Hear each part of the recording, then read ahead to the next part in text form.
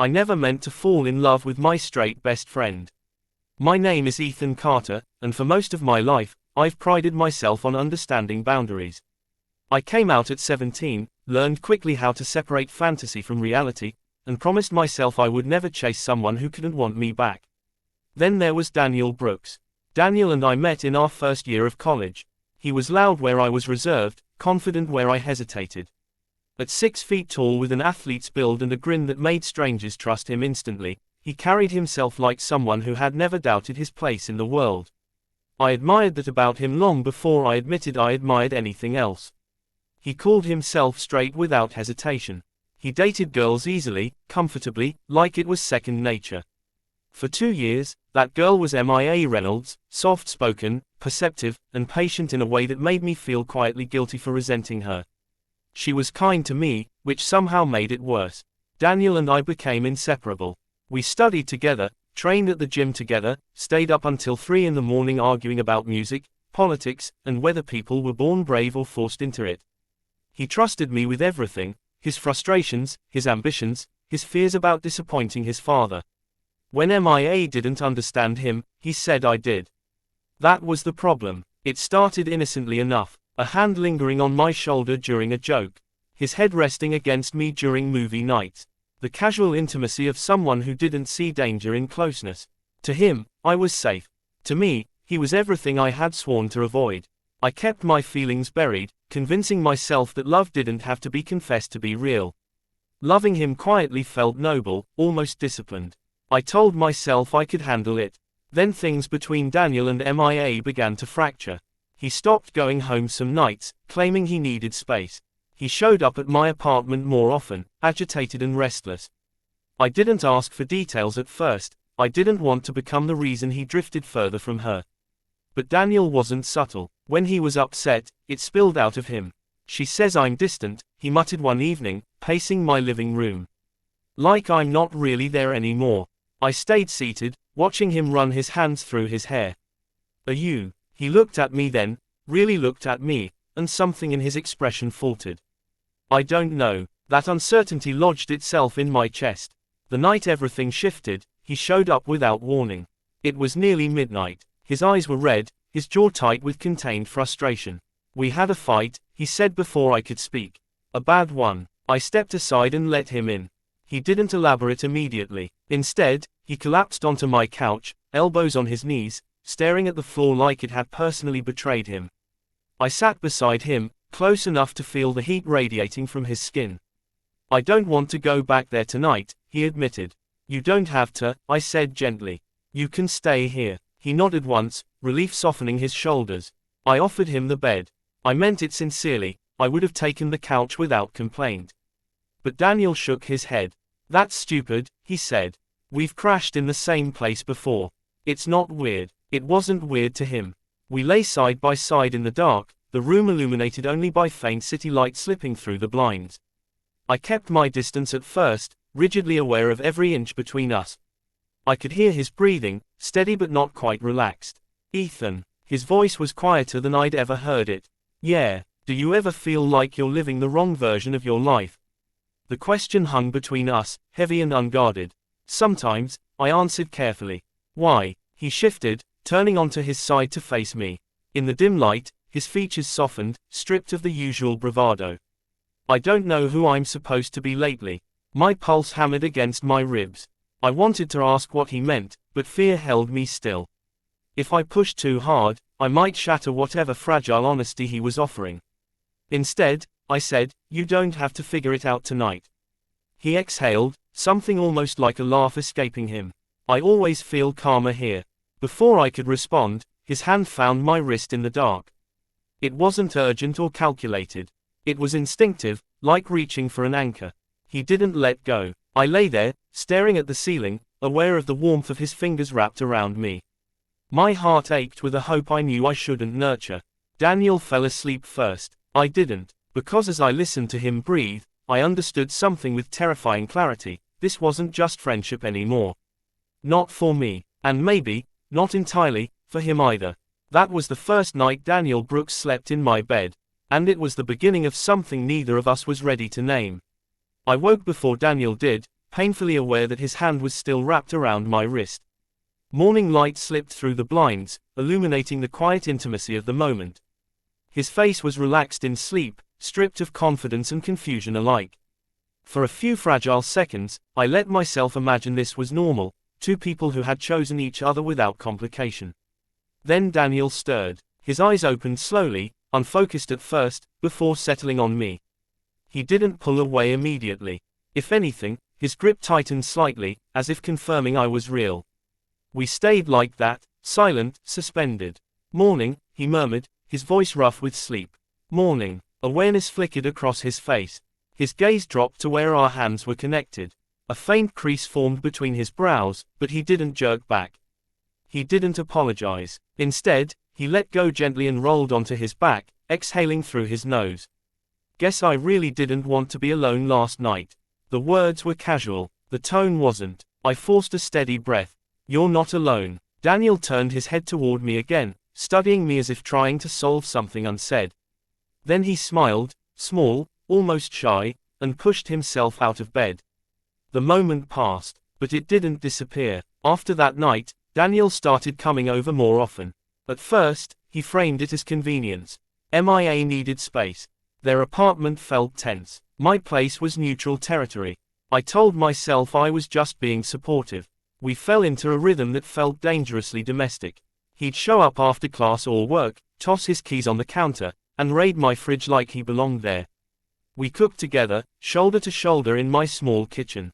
He'd bump into me absent-mindedly, never quite apologizing, never quite moving away. When we watched movies, he stretched out across my couch, his thigh pressed firmly against mine. The contact was constant now, almost deliberate. He no longer seemed unaware of it. One evening, as we sat on the balcony overlooking the city lights, Daniel broke the silence. "MIA thinks I'm pulling away," he said. I kept my eyes forward. "Are you?" He hesitated. "I don't feel the same around her lately." The confession wasn't triumphant. It was troubled. "And how do you feel?"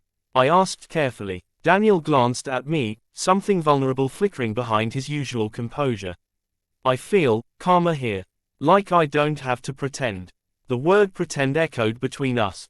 "Pretend to be what?" I asked. He didn't answer immediately. Instead, he leaned back in his chair, staring up at the dark sky. "I don't know who I'm supposed to be anymore, Ethan." There it was again, that fracture in his certainty. Over the next week, he stayed the night 3 more times. Each time, he chose my bed without discussion. The space between us grew smaller.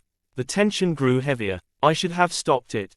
I knew MIA still existed in the background of all this. I knew Daniel hadn't ended things with her. Whatever was happening between us didn't have a label, but it wasn't innocent. One night, a storm rolled in unexpectedly.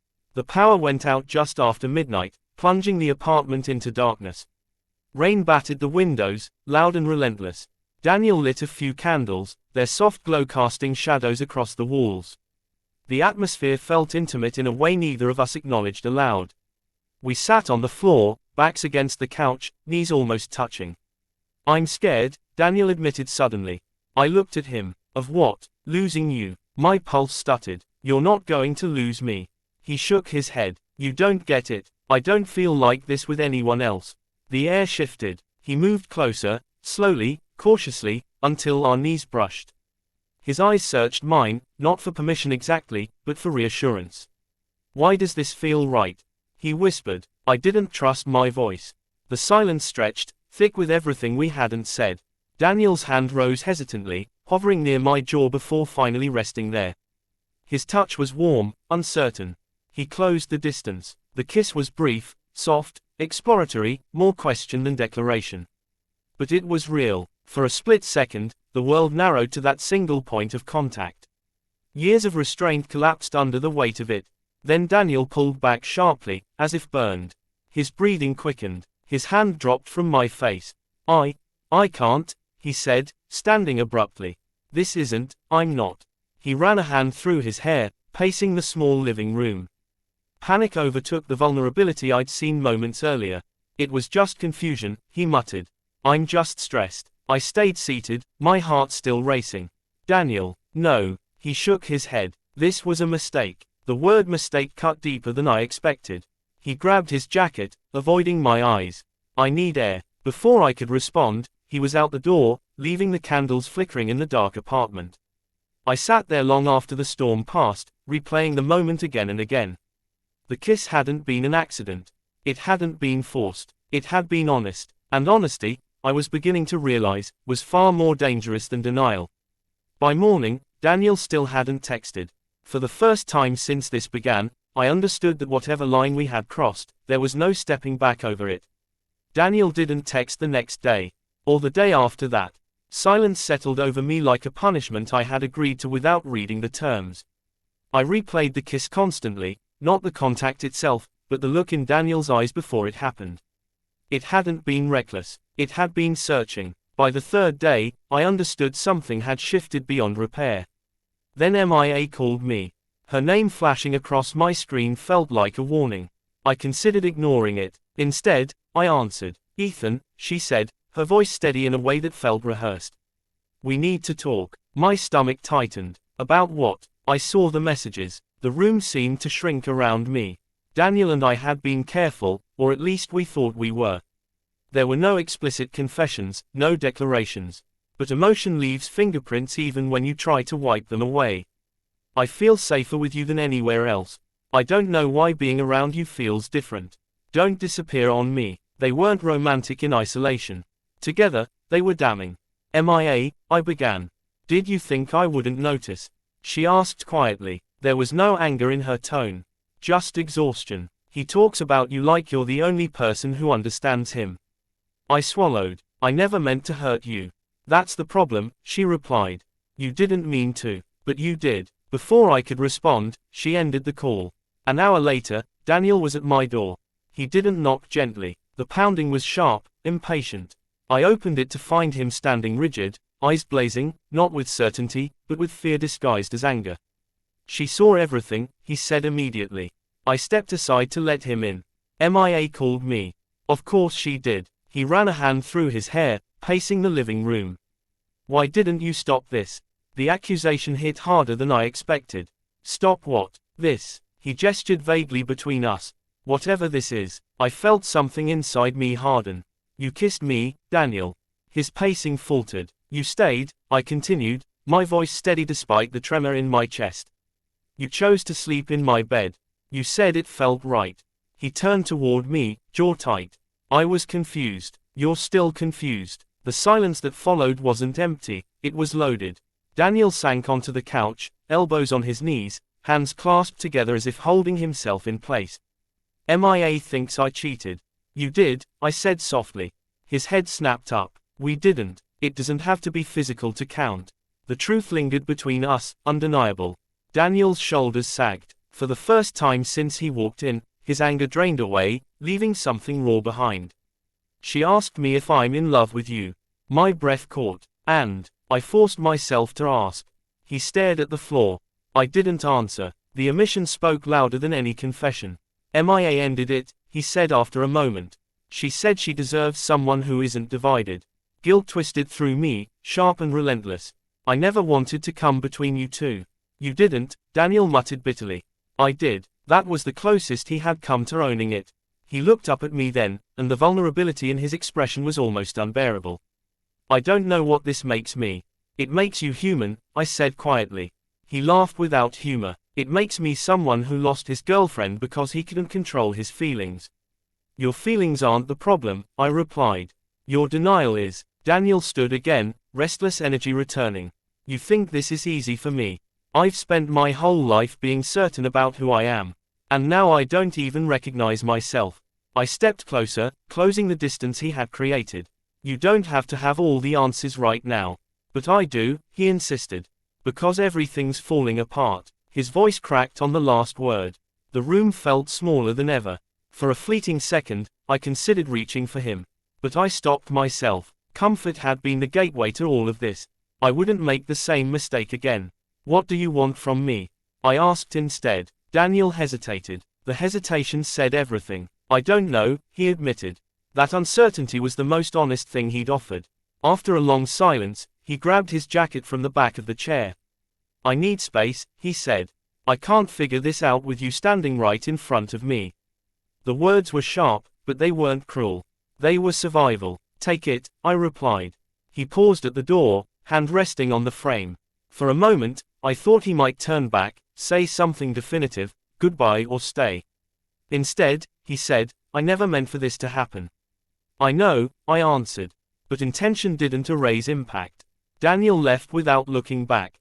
I stood there long after the door closed, staring at the empty space he had occupied. Loving him had felt brave once. Now it felt reckless. For the first time since that night in my bed, I understood the full weight of what we had done. We hadn't just crossed a line. We had dismantled 3 lives in the process. And I didn't know whether what remained between us was strong enough to survive the damage. Daniel didn't come back. At first, I told myself that was a good thing.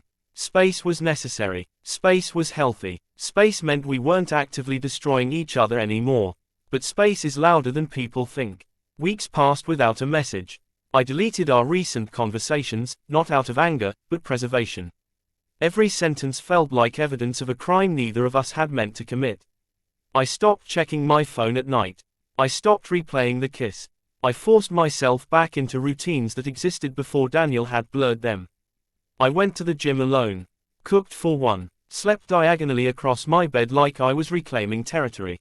It wasn't dramatic healing. It was quiet discipline. Loving Daniel had made me reckless in ways I hadn't recognized.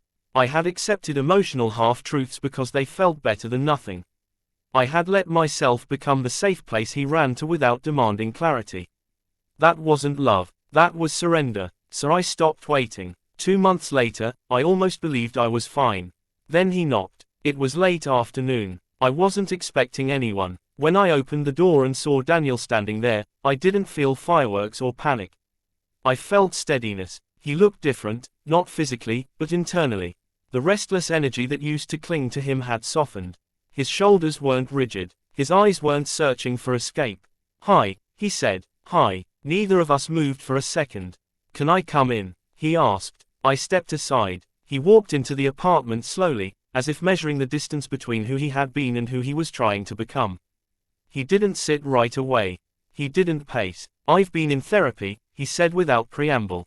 That surprised me, not because Daniel didn't need it, but because admitting it required humility he hadn't shown before. I had to figure out whether I was running from something, or from myself. I crossed my arms loosely, not defensive, just cautious. And he met my eyes directly. I wasn't confused about you. The words landed carefully between us. I was afraid, he continued. Afraid of what it meant. Afraid of losing the version of myself everyone expects. And MIA? I asked gently. Daniel exhaled. I hurt her. There's no way around that. I told her the truth, about everything. Not details. Just the fact that I wasn't fully present with her because my feelings were somewhere else. With me, I clarified. With you, there was no hesitation this time. I searched his expression for uncertainty and found none. Only accountability. I don't have a label figured out, Daniel said. I don't know if that matters right now. What I do know is that what I felt wasn't stress or confusion. It was real, and I handled it badly. That, more than anything, felt like growth. He took a step closer but didn't reach for me. I'm not here to pressure you. I'm here to apologize, and to ask if there's any chance we can start over, without lies. Without hiding. Starting over sounded simple. It wasn't. You broke something, I said evenly. Not just with MIA. With me. I know. For weeks, I felt like I was the mistake. Daniel's jaw tightened. You weren't. I was the one who refused to face what I was feeling. I let you carry the guilt because it was easier than owning it. Silence followed, but this one wasn't heavy. It was reflective. I studied him carefully. The defensiveness was gone. The denial was gone. In its place was something steadier, self-awareness. What does starting over look like to you? I asked. Slow, he replied immediately. Honest. No more blurred lines. If we do this, it's because we're choosing it, not because I'm running from someone else. That answer mattered. I moved past him and sat on the edge of my bed, the same bed where everything had unraveled. Daniel hesitated before sitting beside me, leaving deliberate space between us. The distance felt respectful. You don't get automatic forgiveness, I said. I don't expect it. You don't get me as a backup plan. You're not. His certainty didn't feel impulsive this time. It felt considered. I let out a slow breath. Then we start with truth. Daniel nodded. Truth. For a moment, we simply sat there, no touching, no dramatic declarations. Just two people who had dismantled something fragile and were now deciding whether it was worth rebuilding correctly. Months ago, when he first slept in my bed, everything had been confusion and unspoken longing. Now, there was clarity. Not perfection, not guarantees, but clarity. Daniel glanced at me, something almost hopeful flickering in his eyes. I'm not asking you to fix me, he said quietly. I just don't want to lose you because I was too scared to grow. I considered that carefully. Maybe what happened hadn't destroyed us. Maybe it had forced us to confront truths we would have avoided forever. I didn't reach for his hand. Not yet, but I didn't pull away either. And this time, whatever happened next wouldn't be an accident.